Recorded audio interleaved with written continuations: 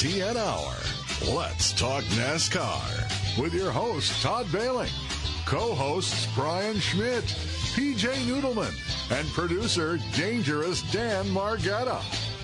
Call the show anytime at 414-421-7901. And now, the creator and host of the fastest hour in radio, Todd Bailing. And welcome to the program. As we begin the playoffs, I have made a command decision that I'm not going to call them the playoffs anymore. Mark Martin was right. This isn't a game. It's racing, and this is the chase for the cup. Hello there, everyone. Todd Bailing in Greendale, Wisconsin, joined by my partners who are still up in the North Woods. Well, we can't call it North Woods exactly. Where they were left over from last night watching the race up at Dells Raceway Park. Dan Margetta and Brian Schmidt are together in a hotel. Oh, my. Yeah, I know. Well, there's quite the story to this. I don't know if you want to hear the story now or later. Later. Okay, later. Yes, we are in Mauston, Wisconsin. Because it's a holiday weekend, we're up here for the Jim Sauter Classic last night. Dells was packed. You couldn't get any hotel rooms up there, so we went a little bit to the north. So we're up here in Mauston, Wisconsin, hanging out at the Quality Inn. Nice. Yeah. And worked for a good night. Had to work at the race last night and came up here. Didn't make much sense to drive back to Milwaukee to go to Slinger today, so I'm going to go to Slinger from here, and that's how we did it. I used to do stuff like that. PJ Noodleman over on the other side of the state. By the way, I went right on the other side of the river from you this last week. I waved. I don't know if you saw me. I mooned you. Did you not see me? No, I missed that. Right. We took a train up to Minneapolis, or St. Paul, actually, which was big fun. But Well, you would have gone right by me then, because we are right along the river. So, yeah. Really? Well, not like could throw a stone to it, but I can see the trains going by. I'll be darned. Well, Yeah. how about that? As we all get ready for Darlington today, this is pretty cool stuff. It's a night race. They do this because it's a holiday weekend, and of course, tomorrow being Labor Day, to all the folks that work in this country, thank goodness you're still working and keeping this whole country propped up. And it's a tip of the cap to those who work for a living. And so they're going to have a 5:05 start tonight on USA. Forecast is pretty good, 70s. How about that? Darlington, at this time of year, 70s, with a 30% chance of rain, which would be, can you imagine? This is a long race. But, 367 laps, that's a long race. The Southern 500. Now that we're back to two races, Darlington can be very confusing for me. It sure is a show place, the oldest track we have, and it's a wonderful place to do a race, and one that really means a lot. Denny Hamlin on the pole at 171.381 miles an hour, went around in 28.69 seconds. The segments are on lap 115 and 230. It's a 367 lapper. And it looks as though those Go Joe Gibbs cars are at the top of the chart here in the best in qualifying anyway. It's a long race. There's a lot that can happen, lots of strategy, lots of things to worry about, and it's going to be very entertaining. And, of course, I have I always want to call it the VCR, but it really isn't anymore. I'm going to record the race and watch it tomorrow if there's anything important that happened, because I'll be at Slinger Speedway tonight, one of my few times at Slinger this year. It's going to be a big night. The Super Late Model Championship will be determined tonight. So big night at the old track and big fun for everybody involved. They have been racing this weekend. The trucks raced at Darlington. Corey Heim won it. My God. I mean, is this guy just in a different class? Or thank goodness for what? the playoffs in the truck series, or that'd be over already. I mean, no kidding. Goodness, if you just took a look at what he's done this year under the old format, I mean, it would be signed, sealed, and delivered. Amazing. Absolutely amazing. Ty Majeski, for having a bad race. What happened to him exactly? The 45 car, who is now Bailey Curry, ended up hitting the wall and a bunch of junk came off of the car and he ended up rolling over a piece of it and got a flat tire. So he had to pit, but it was like maybe 6 laps left in that stage. So he went a lap down and then he still had enough time to get back up, but he was kind of off cycle with everybody else. Had 5 more laps on his tires than everybody else, and it kind of matters at this track. But anyway, he ended up charging back and persevering and finished 4th. How about that? Yeah, I think they took the wave around, right? Champions. Yeah, he took the wave around. Yeah, and then saved the tires in the second stage so he can get the position for the third stage, just have a shot at something. And he went from like 17th to 4th in the end. Yep.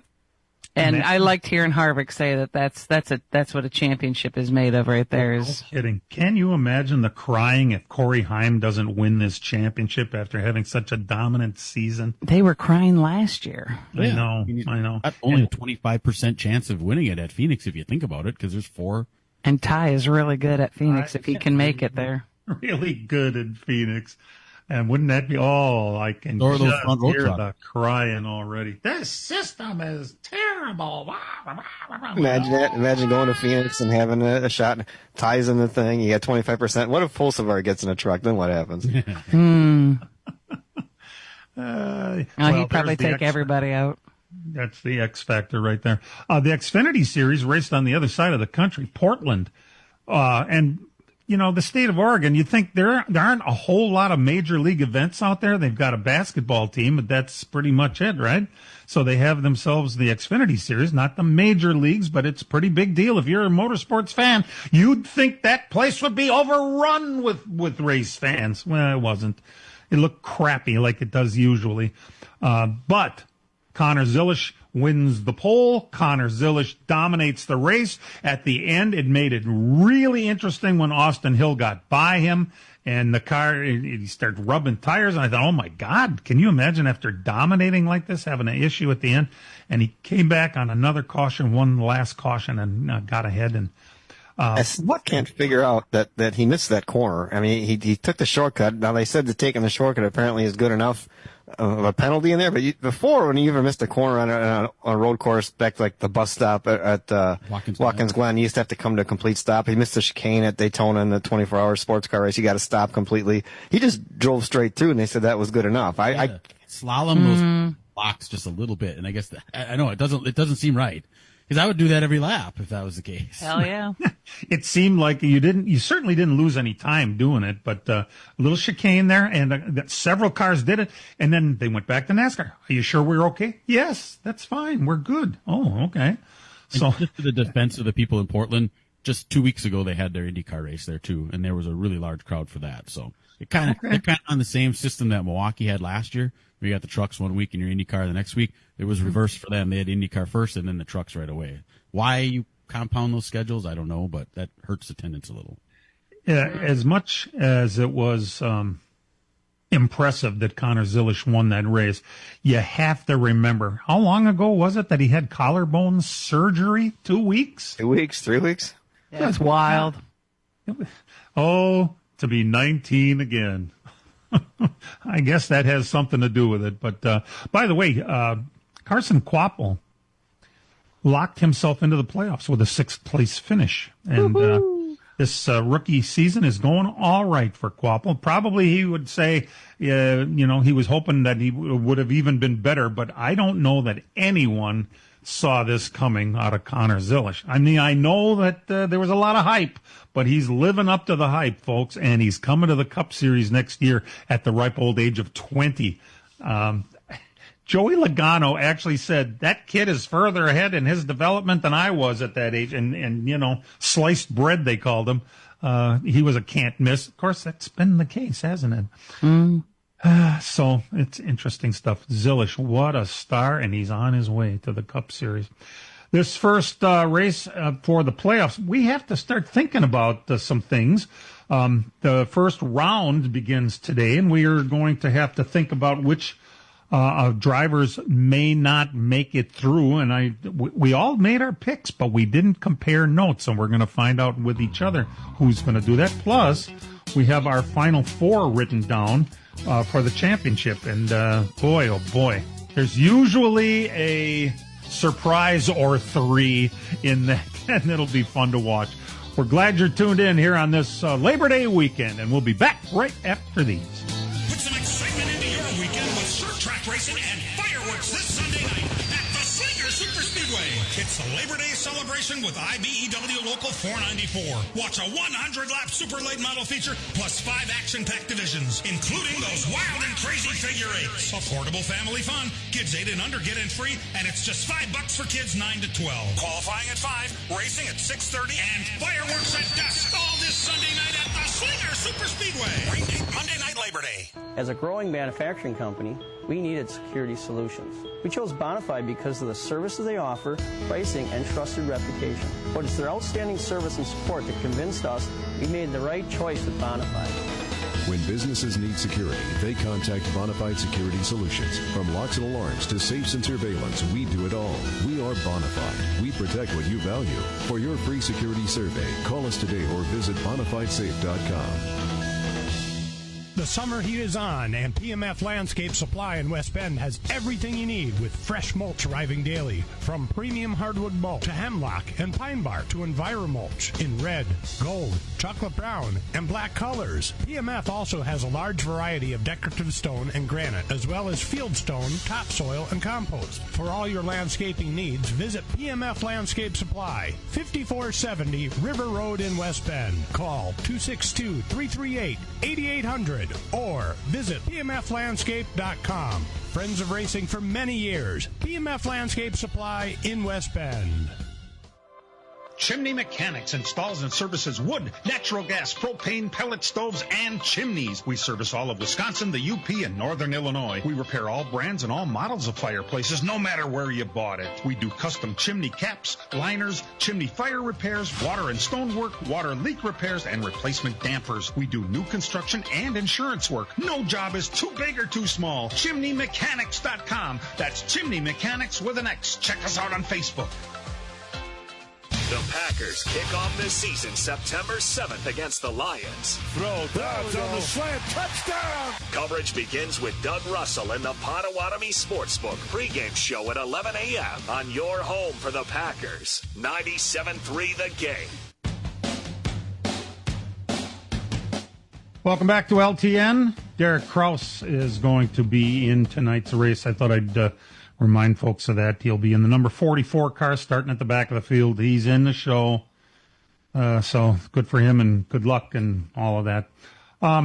This was probably the worst possible timing for NASCAR, who wants all the attention to be on their playoffs, or as we call it, the chase. But of course, this week, it was a huge week in court. They're doing this thing called discovery. Boy, if you didn't know what discovery was before, you're figuring it out now. That's where they discover all the things that they said about each other in private. How the hell does that happen? How does this all come out in court? How do they get a list of each other's text messages and then give it to the press so we can bitch about it? Unbelievable. Some of the things that have been said, and there's lots that we can discuss here. First of all, Michael Jordan, 6 NBA championships, 5-time most valuable player, arguably the greatest basketball player that ever lived, and he may be a better businessman than he was a basketball player. Against, of all people, on the same side, Joe Gibbs, 3 Super Bowls with 3 different quarterbacks, unheard of being able to do something like that. And they face off against each other, and MJ calls Joe Gibbs a effer. My virgin ears. It's okay. We've heard it before. That wasn't it, though. The rest of the owners, he called pussies for signing the agreement. When NASCAR said, "Listen, you don't have to sign it, but then you're not going to compete. So sign it now." And they did, all except for front row in 23-11.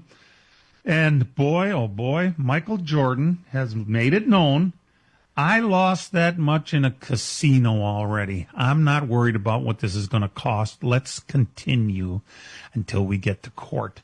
This is going to be an absolute disaster for our sport, I think, if they make it to court. Now, why would that be, Dan? Much of it has to do with, I think, with opening those books.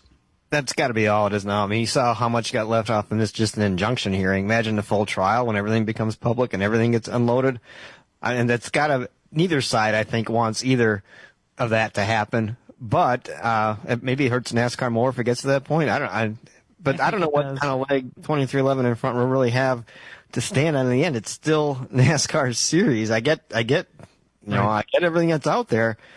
Can they have make another series? I mean, how I still don't know where do they have what kind of leverage is there? And right. There isn't any. There really isn't. And that was one of the texts that was in that they released from NASCAR. That was it. Their chief strategy officer, Scott Prime, said that we have all the leverage, and the teams almost have to sign whatever terms we put in front of them. I mean, that's still the case, and that's kind of how it was from the beginning when they had these charters. I mean, does a court deal force them to give the charters to the teams and make them own it? Is that what they're looking for? Permanent charters? Why are permanent charters such a huge block in this? What's wrong with making these permanent? NASCAR's not in control then. And what do you mean by permanent? I mean, permanent, meaning you get them forever. So then what's your out clause? When we look at the word permanent, just look at what happened just a few short years ago, actually last year, when Stewart-Haas ceased to exist. You know, there's going to be people that come and go on this series, so to make something permanent, it's like, I don't know. Permanent that they own it and they can sell it, but it's just the system we're talking about. What was it, a 10-year deal, Dan? Yeah, it was a 10-year deal, and then the next one got signed for, how many years was this? It coincides, I think, with the TV deal, right? Yeah. Mm-hmm. But so I cannot agree on more than that because it all depends on how much money comes in from the TV deal, right? Correct. Yeah, Okay. The TV deal has a lot to do with it. Okay, so here we are at an impasse, and then we're heading for court December 1st, right after the season ends. In the meantime, NASCAR threatens to sell the charters out from underneath 2311 and front row. So then those teams ask the court, tell them they can't do that or we will be out of business.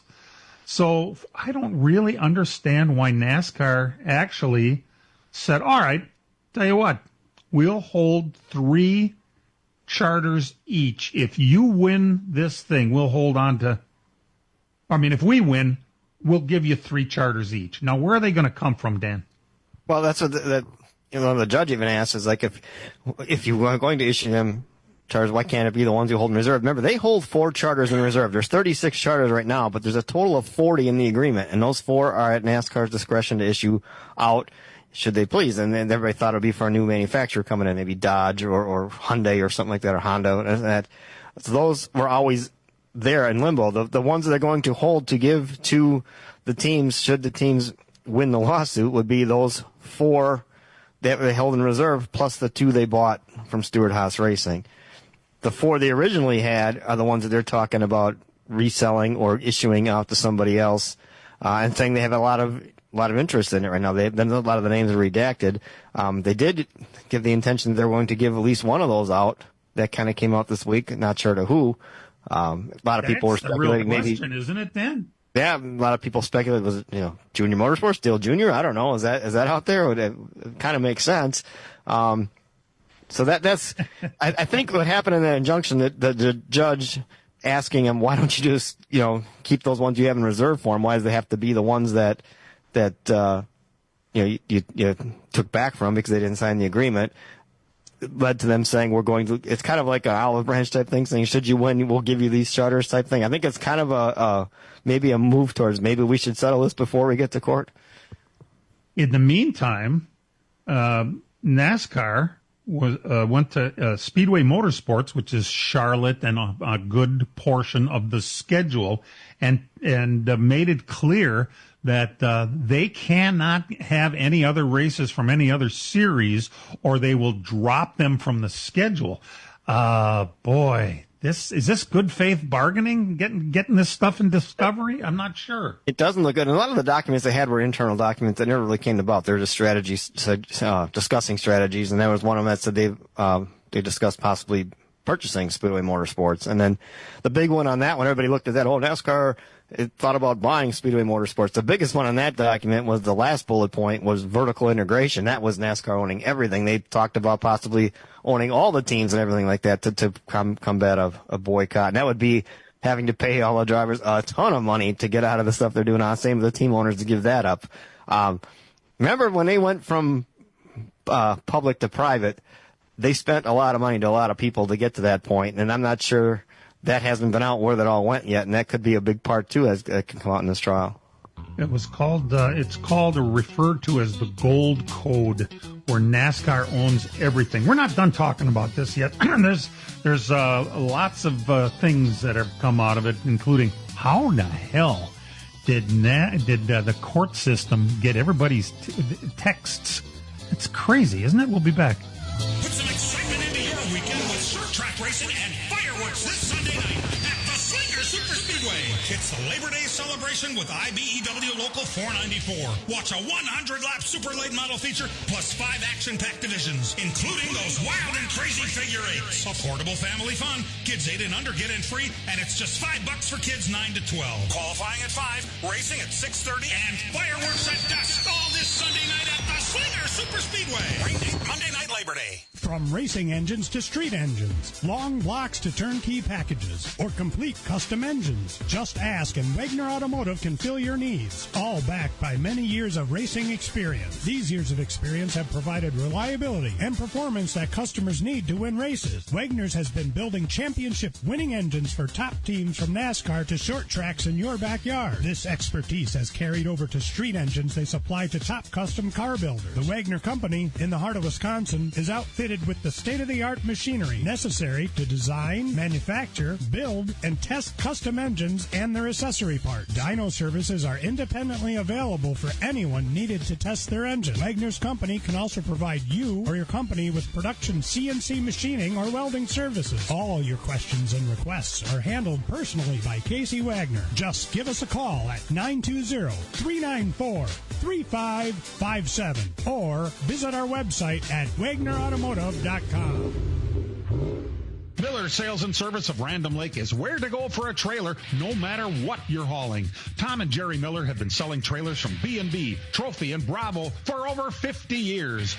Quality and integrity is what put them on the map on the corner of 57 and K since 1939. Home of the number 89 dirt and asphalt cars of Brad Miller. That's Miller Sales and Service. It's where to go for a trailer, just 20 minutes north of Milwaukee. Call them 920-994-4358. As a growing manufacturing company, we needed security solutions. We chose Bonafide because of the services they offer, pricing, and trusted reputation. But it's their outstanding service and support that convinced us we made the right choice with Bonafide. When businesses need security, they contact Bonafide Security Solutions. From locks and alarms to safes and surveillance, we do it all. We are Bonafide. We protect what you value. For your free security survey, call us today or visit bonafidesafe.com. Right now, the Dan Patrick Show. Dan Patrick.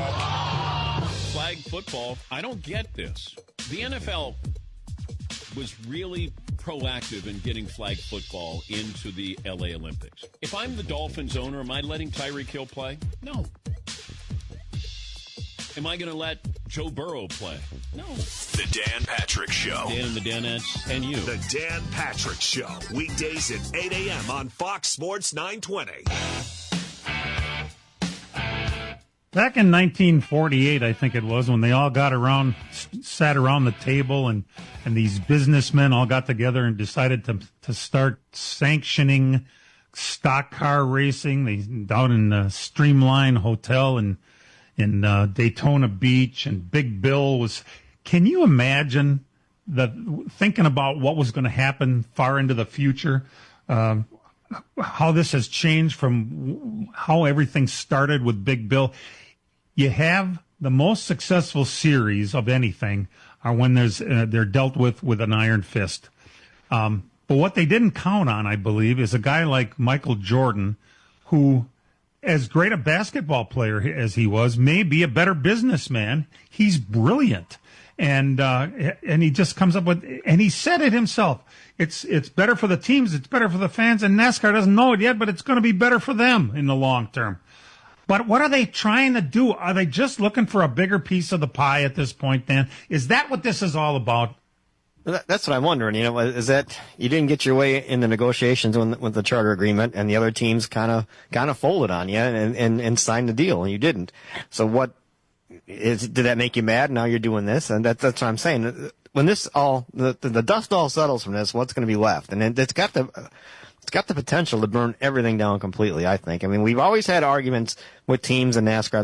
They didn't get along all the time. A lot of times they didn't, but they never stepped out of that realm of losing that focus that says, you know what, we're all doing pretty good and it's going okay. Now we're kind of outside that, But Kessler, the attorney for the 2311 and for Front Row, has put it out there that 75% of the teams made nothing.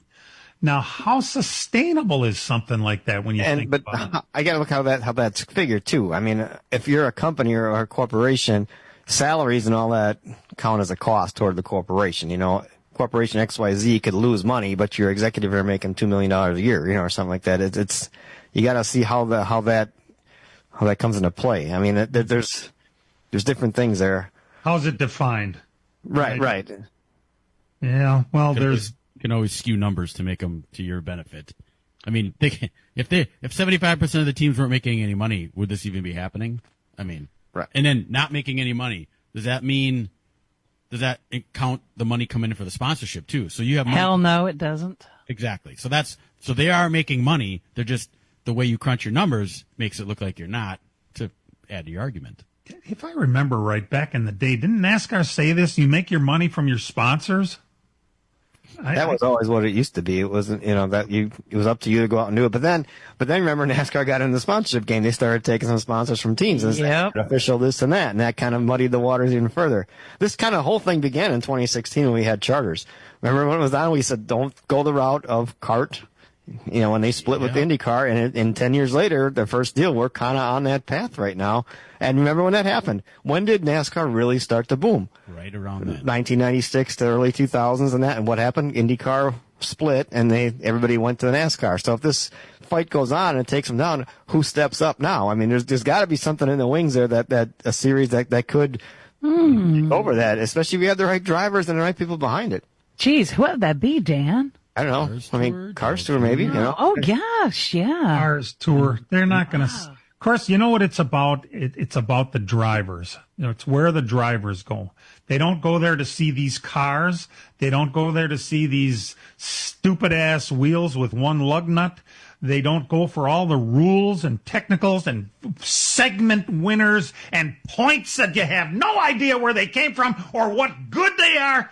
No, it's all about the drivers, and that's what it's all about. Did you see the thing on X from the SRX series where they had the bear waking up kind of thing? I mean, are they coming back into play? Yeah, well, there's that. One of the things that came out this week that I was kind of surprised about was that if the charters are sold out from underneath 2311 and Front Row, those teams will be reimbursed for the amount of their original purchase.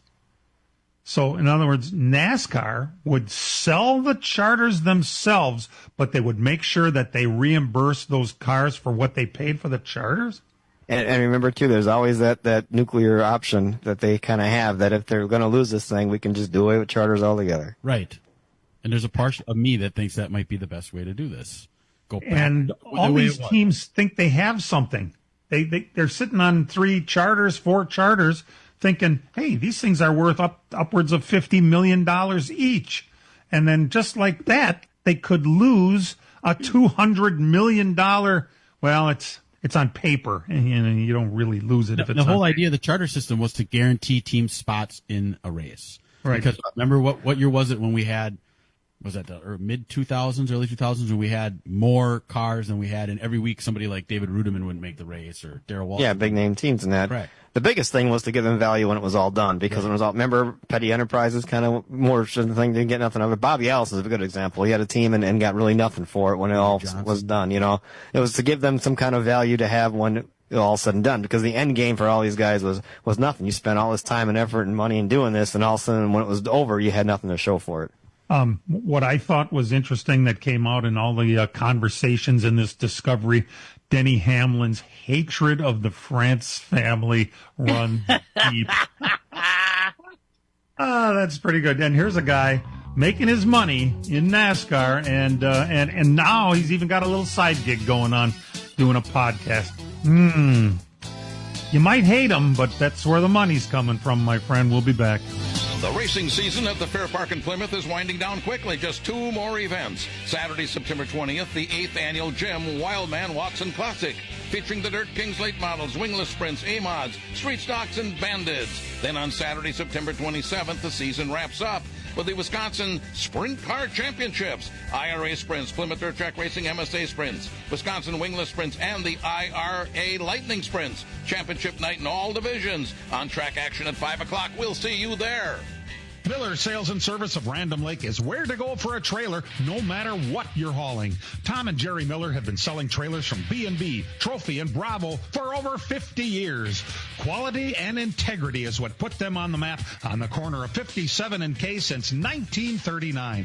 Home of the number 89 dirt and asphalt cars of Brad Miller. That's Miller Sales and Service. It's where to go for a trailer, just 20 minutes north of Milwaukee. Call them 920-994-4358. The summer heat is on, and PMF Landscape Supply in West Bend has everything you need with fresh mulch arriving daily. From premium hardwood mulch to hemlock and pine bark to EnviroMulch in red, gold, chocolate brown, and black colors. PMF also has a large variety of decorative stone and granite, as well as field stone, topsoil, and compost. For all your landscaping needs, visit PMF Landscape Supply, 5470 River Road in West Bend. Call 262-338-8800 or visit pmflandscape.com. Friends of racing for many years. PMF Landscape Supply in West Bend.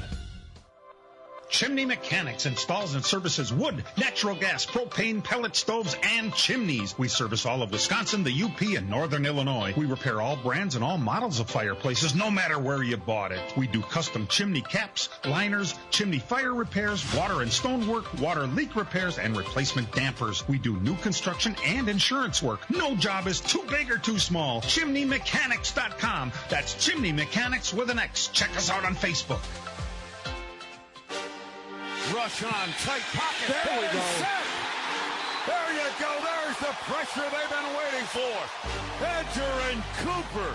Cairo Santos for the game. Here's the snap. Placement made. The kick is blocked. It is blocked. It is blocked. And the Packers have won. Beautiful. The home of your Green Bay Packers and the flagship of the Packers Radio Network. Oh, my goodness. Wow. 97.3 The Game.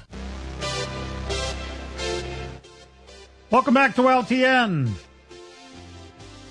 If you would like to participate in this program, we have a telephone number that may be different than the one that at 920. As a matter of fact, it is different. 414-421-7901 to participate. Our old friend Greg in Milwaukee remembered that number. Greg, good to hear from you again. Yes, after this last two sessions that you had, my head is spinning. I know. With courts and money and all that. Mm-hmm. But that's not why I called in. First of all, kudos to channel the CW18. If it wouldn't have been for them, I followed them all year long, all spring and summer, and the Connor Zillage story is just remarkable. The way he got off track twice yesterday and still came back to win was really special. But I have two questions for you. Number one is, why would he be switching teams next year and going away from Junior? And then the second question in regards to Darrell Waltrip. So what do you want to take first? Well, he's not under contract to Junior Motorsports. He is being loaned to Junior Motorsports. He's under contract to Trackhouse. And so this is just, I tell you what, why don't you go over by Junior for a year, learn the way of NASCAR, and then we'll give you a cup ride next year. And so that was what that was as far as switching teams. As far as DW goes, what do you want to know about him? Well, you always would criticize Darrell Waltrip for his commentary and so forth. And yet, when I watch the IndyCar races, they have some Englishmen or whoever, and I think that takes away from American motorsports and the IndyCar racing. Darrell probably wasn't the best, but he was fun to listen to, and this Englishman or whatever really takes away from IndyCars, because we had really good announcers with the IndyCar series for years and years, the Indy 500 and so forth. And now it just seems like we got all these foreigners coming in. It sounds like F1 racing. So I'm not real happy we have a New with that. Zealander doing the cup races. That's exactly where Will Buxton came from. He came from F1. He was like right behind on Sky Sports, so Fox was able to lure him away from there, and he gets pretty exciting. Terrible move. Yeah, he's very excitable, and I mean Lee Diffie did the IndyCar when it was with NBC, so he's tied to NBC. Fox had to come up with somebody to do it, and obviously with. And Paul Page is pretty old. Yeah, Paul Page. I don't even know if he's still alive. Well, I realize that, but come on, there's a lot of other American good announcers. Even the one on CW18 that does the Infinity races is really good. Well, Lee Diffie is a first-class, world-class announcer, and I don't see an issue with him except how he pronounces some words that are different than the way we actually pronounce them in this country. Other than that, though, he's knowledgeable, he's entertaining, he's good. I think he's good for the sport, and I don't know that that's an issue. You just don't like hearing those accents, I guess, huh? No, I don't like him. It takes away from American sport racing. Well, Greg, I don't want to do F1 series. I'm not sure what to tell you. You could always put, I guess. You know what, Todd? We can go back to the bonnet is up on Bonnet's car. Yeah, right. Yeah, think about Jackie Stewart. There's a good one. They actually had him as an analyst on NASCAR Cup races because they turned left and went real fast, and apparently he knew a lot about that. And so they'd talk about, he'd come in and say, the bonnet is up. What the hell are you talking about? Yeah. Well, thank you for listening and taking care of my frustration this morning. It sounds more like a confessional than anything else. This is a real bad alternative to church. I'll tell you that right now. Greg, I'm glad you're still listening, and that you sound good. Thank you, guys. All right. Long-time listener and fan of the sport. Let me tell you something. If he's whining about the announcers, something is right here. And if anybody else wants to weigh in, well, we've got some limited time, but you know the number. This was a very interesting week because this is a time of year traditionally that they would call the silly season, which was my favorite time. There'd be rumors popping up about guys not performing and who's going to take over their ride, and is that sponsor going to jump ship, and this car owner is looking at this guy and this guy and this guy to change, and oh my God, how's this going to... Well, it's not really that way anymore, but this week we did have one that popped up. The rumor, and don't you just love those rumors? The rumor is that Justin Haley is on the hot seat. Well, they did bring him in there because he was supposedly the best driver available for that Spire number 7, and he really hasn't done a damn thing. So being on the hot seat is one thing. Who are you going to put in it? That's the other thing.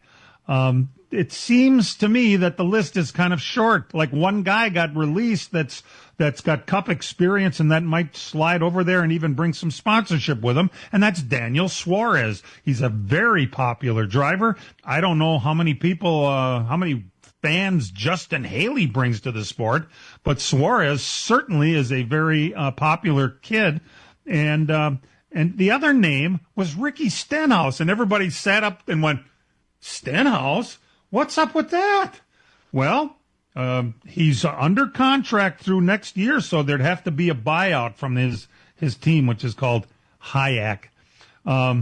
So Stenhouse naturally is trying.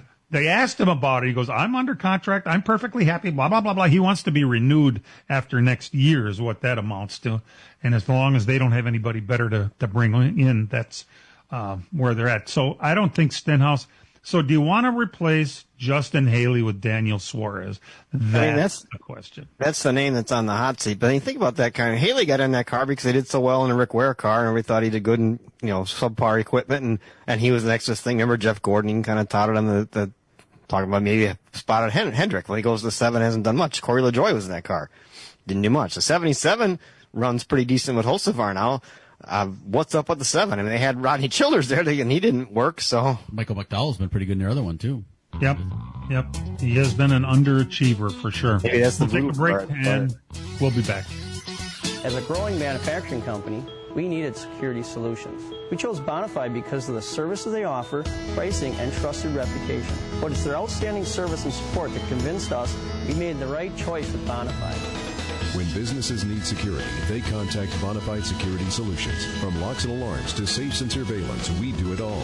We are Bonafide. We protect what you value. For your free security survey, call us today or visit bonafidesafe.com. The summer heat is on, and PMF Landscape Supply in West Bend has everything you need with fresh mulch arriving daily. From premium hardwood mulch to hemlock and pine bark to EnviroMulch in red, gold, chocolate brown, and black colors. PMF also has a large variety of decorative stone and granite, as well as field stone, topsoil, and compost. For all your landscaping needs, visit PMF Landscape Supply, 5470 River Road in West Bend. Call 262-338-8800. Or visit pmflandscape.com. Friends of racing for many years. PMF Landscape Supply in West Bend. Step into the past at the Arians Art on Wheels Vintage Weekend with VSCDA September 12th through 14th at Road America. Witness over 300 stunning vintage and historic race cars spanning 11 classes as they race on the legendary track. From elegant classics to raw muscle, every era of automotive history comes alive. Explore the open access paddock for behind-the-scenes look at the incredible machines and the passion keeping them alive. Don't miss the celebration of speed, history, and craftsmanship. Friday night, there's a fireworks show included with event admission. Get your tickets now at roadamerica.com. This is The Herd. Wow, wow, wow, wow, wow. With Colin Cowherd. Aaron loves to make people think he's a mystery, and the media can't figure him out. And he does that because it invalidates us. And we're the one group of people he can't control. He's worshipped by football people. He's loved by teammates. The one group he can't control, us. This is The Herd. The Herd with Colin Cowherd. Weekdays at 11 on Fox Sports 920. And now the LTN Hour presents Dirt on the Dirt with Brian Schmidt. Believe it or not, we're winding down the season already as most of the tracks in Wisconsin get ready for their specials. We'll start Wednesday up at Superior, Wisconsin, the Gondik Law Speedway for the Wissota Challenge Series Twin 25. Say that 5 times fast. For the Wissota Late Models, Dave Moss was feature number 1 winner, and feature number 2 went to Billy Kendall. The modifieds was Daryl Nelson. Also Wednesday night out in Fort Dodge, Iowa, the XR Stock Car Stampede. $100,000 to win a stock car feature on a Wednesday night. And Dallin Murdy took the check to the bank. Thursday night, Proctor, Minnesota, the Wissota Challenge Series, the Silver 1000. Ashley Anderson was your winner. Cresco, Iowa, the Malvern Bank Late Model Series. Tyler Bruning grabbed the win there. And the West in Burlington, Washington at the Skagit Speedway, the start of the 3-day Skagit Nationals for the High Limit Sprint Car Series. Rico Abreu was the $10,000 preliminary feature winner on Thursday night. Friday night up at Plymouth, I went over there for the fair special for the IRA Sprint Cars. Great crowd, great racing, actually. Logan Julian picked up his second consecutive IRA feature win, getting a pass of Max Guilford late in the race to pick up the win. In the MSA 360 Sprints, Ben Schmidt was your winner. Chilton Friday night, Gravity Park, the Dirt Devil Grand National Series wrapped up their first season. Matt Lower was your winner. Modifieds went to Marcus Hopner, and the stock cars was Andy Welter. Seymour, the Outagamie County Speedway in the modifieds, Johnny Whitman was your winner. Stock cars was Mike Mullen. Grand Rapids, Minnesota for the Wissota Challenge Series, Dave Moss made it 2 on the weekend in that series. Bloomington, Indiana for the USAC National Midgets, Gavin Miller was your winner. Sarver, Pennsylvania, Lernerville Speedway for night number 1 of the Hillbilly 100 for the Lucas Oil Late Model Dirt Series. Garrett Alberson grabbed the win there. And night number 2 in Burlington, Washington at the Skagit Speedway, $20,000 to win for the high limit sprint cars. Rico Abreu was your winner there. That's 2 for Rico. Keep track of how much he's doing here this weekend. Last night at Shawano, their season finale. In the late models, Brett Swedberg was your winner. The IMC Modifieds went to Lucas Lambries, and the stock cars was Dan Machonsky. Beaver Dam, what might be the final ever sprint car race at Beaver Dam. They have one race remaining there in the middle of September for some IMCA specials, but let's hope that's not the case, but it could be. In the IRA sprints, your feature winner last night was Max Guilford, and the MSA 360 sprints went to Ben Schmidt. Hey, wasn't Josh Balicki up there? Yes, he was. He was running in the 360s. Finished in the top 10, I think. Moved up 9 spots in the feature, so good run for him. How about that? Sturgeon Bay last night at the Hill Raceway in the Modifieds. Mike Whittlestat was your winner. Stock cars was Edward Anschutz. Eagle River wrapped up their season in the USRA Limited Lates. Lucas Peterson was your winner. Grand Nationals Jeff Richards. Stock cars was Kenny Richards. Rice Lake with the Wissota Modifieds. Blake Adams was your winner. USRA Limited Lates went to Cade Nelson. Down in Sycamore for the Badger Midgets, Delton England was your winner. Todd Kluber finished second in that one. Fairbury last night, the Mars Dirt Car Series Super Late Model feature winner was Ashton Winger. DuQuoin on the big mile dirt oval for the USAC Silver Crown Series, CJ Leary grabbed the win there. Eldon, Missouri, the Lake of the Ozarks Speedway for the Power I 410 Sprints, Joe B. Miller was your winner. Scotty Thiel made an appearance down there, finished 5th. Starver, Pennsylvania last night for the Hillbilly 100, Ricky Thornton Jr. winning that Lucas Oil Late Model Dirt Series race. And finally, the big money race of the weekend was in Burlington, Washington, Skagit Speedway for the High Limit Sprint Car Series Skagit Nationals, $126,000 to win, and Rico Abreu made it a clean sweep win it all. Wow. Big money. Big week. And that is everything we have for this week.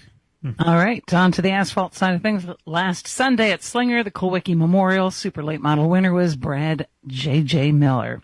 The Oxford 250 at Oxford Plains Speedway was also last Sunday. The winner was Austin Terrace. Bubba Pollard was 4th. On Thursday night at WIR, Super Late Model feature winner Grant Griesbach, also the track champion. How about that? He'll also be a guest this Tuesday on the Racing Nuggets podcast. Recorded ahead of time, but you have that. Mm-hmm. Late model feature winner Brent Strilka, track champion was Alex Stumpf.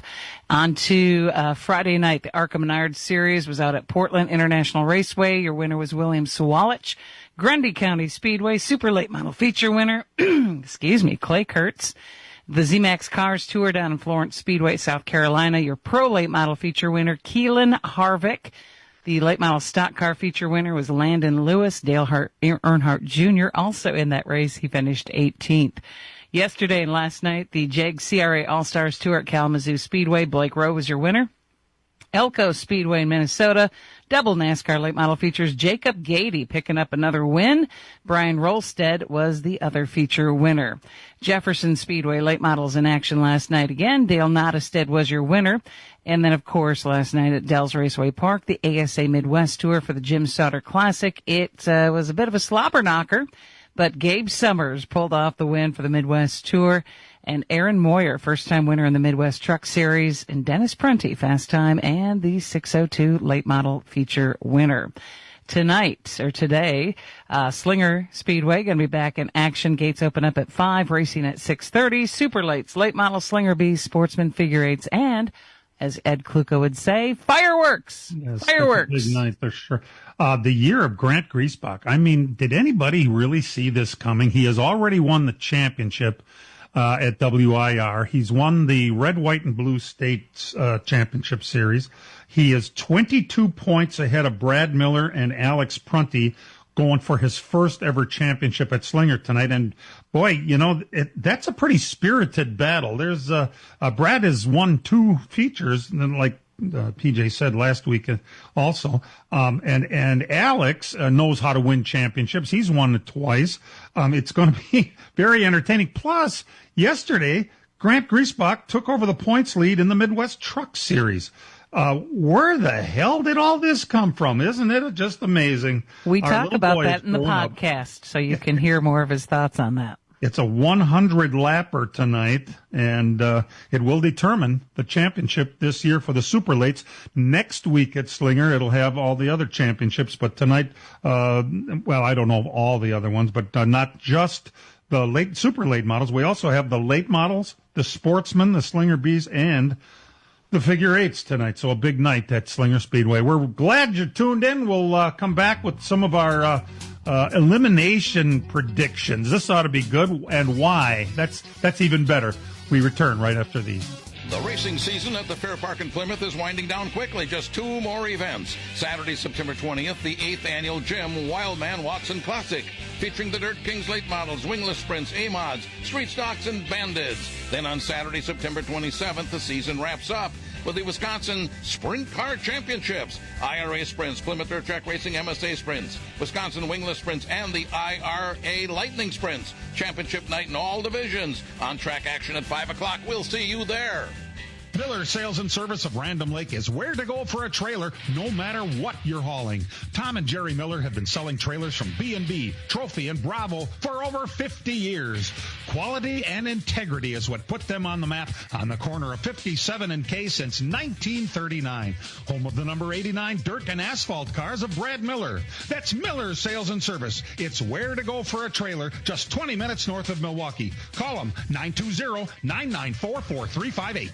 From racing engines to street engines, long blocks to turnkey packages, or complete custom engines, just ask and Wagner Automotive can fill your needs. All backed by many years of racing experience. These years of experience have provided reliability and performance that customers need to win races. Wagner's has been building championship winning engines for top teams from NASCAR to short tracks in your backyard. This expertise has carried over to street engines they supply to top custom car builders. The Wagner Company in the heart of Wisconsin is outfitted with the state-of-the-art machinery necessary to design, manufacture, build, and test custom engines and their accessory parts. Dyno services are independently available for anyone needed to test their engine. Wagner's Company can also provide you or your company with production CNC machining or welding services. All your questions and requests are handled personally by Casey Wagner. Just give us a call at 920-394-3557 or visit our website at WagnerAutomotive.com.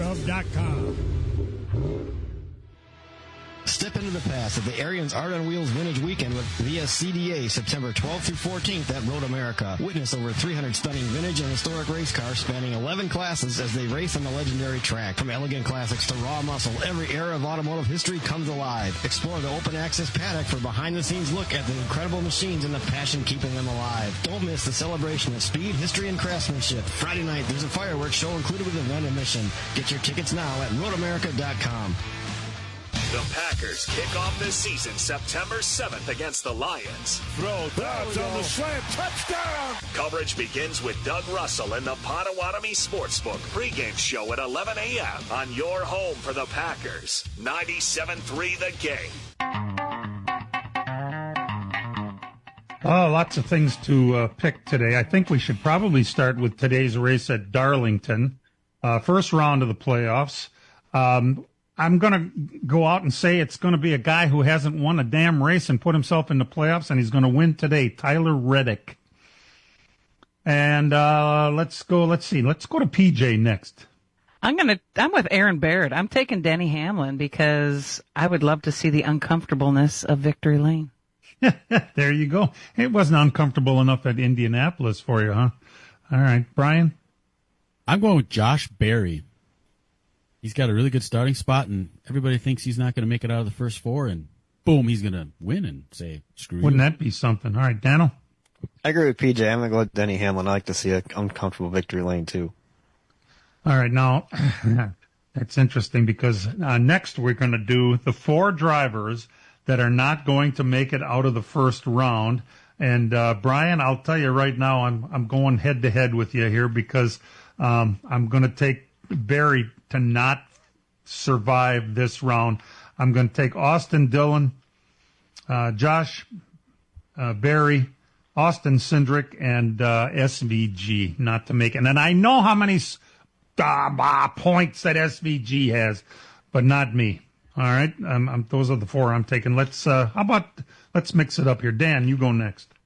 4 out. Yeah. First 4 out. I'm going to say the 2 of Austin Cindric, just because I don't think they've been doing much. The 3 of Austin Dillon, so the 2 Austins. We agree, yeah. I'm going to go with the 1 of Ross Chastain, because there haven't been much going on there, too. I think that one. And sorry, Todd, but I think Tyler Reddick's out after the first round. Ooh. Yeah, he has had a regressive season. I'll go with that. All right, Brian, how about you? I got the 1, 2, and 3 also. Those 3 not making it, and then I got the 48 of Alex Bowman not making it out of the first round. And PJ? I have the first ones out: Josh Berry, Austin Dillon, Austin Cindric, and Tyler Reddick. And what'd you say, Austin Dillon, huh? So 2s and 3s, we pretty much all agree on 2 and 3. You know, Cindric is a funny story there. That guy can come out and have a race, and you think, why doesn't this guy win a championship? He's so good. And then he kind of crawls into his cocoon, and we don't see him for a couple of months. I think he gets into his own head. That might be. So we have 2 drivers that we all agree on, so that's interesting. All right, now, this is the one. We go back on and say, how the hell did I pick this guy and not that guy? The final 4 for the year. And remember, Talladega puts a winner in to the final 4. Imagine that, right. There are those that think, and I'm not sure that I'm one of them, that SVG has enough points, bonus points, extra points, bucket points to get him through to the second round, and there's a road course in the second round, and there's Talladega in the third round, which means that guy could actually make it into the final 4. I think he's getting eliminated in the first round, but all right, let's start with somebody new this time. Who's our final 4? Brian. My final 4, I have the 22 of Joey Logano. Yes, he's only got 1 playoff point, but you know how that works with him. 12 of Ryan Blaney, who I think is also going to win the championship. 24, William Byron, and the 11 of Denny Hamlin. Interesting. I'm telling Kyle Larson on you. All right, PJ. He sucks, so I'm not. I also have Ryan Blaney in my final 4, and he is my pick for the championship. I know, it's a surprise. I think Christopher Bell, Kyle Larson, and Joey Logano are going to be in the final 4 because they're all closers. They are. All right, Dano? All right, I'm close to that. I have Ryan Blaney, the 12. I have 5, Kyle Larson. I have the 20 of Christopher Bell. He's got to pull out one of these years. He's always close. And then I would love to see it happen, a first-time champion. I'd love to see Denny Hamlin win the title and sit up there and get that big trophy having to go to court like a week later. You taking 11 for the final 4? I am. 11, 12, 20, and 5. I would love to see Denny do that too, but I think NASCAR will manipulate enough to make sure it doesn't happen. I think we're all kind of on the same page. By the way, who are you taking for the championship, Dan?